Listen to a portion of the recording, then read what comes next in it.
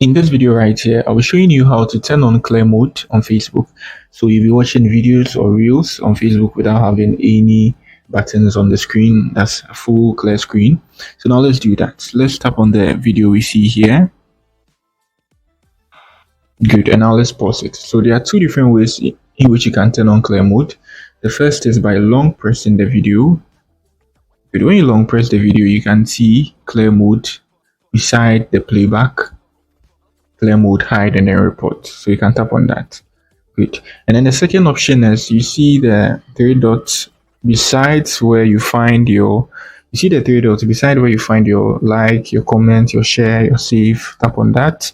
Good. You should see clear mode here under the captions and then scroll to next reel automatically. So tap on the clear mode and you can see this is how the video is going to look like. Everything is being cleared from the screen. So let me play the video. Good. So that's it on how you turn on clear mode on Facebook. So now I scroll to the next video, and since I'm on clear mode, I'm seeing nothing on the screen as well. So to turn it off, it's very simple. You can see there was a clear mode button at the bottom. You just tap on it and then your like, your share, your comment comes. So that's it for the video. If you are new here, you give me a like, subscribe to the channel. Peace.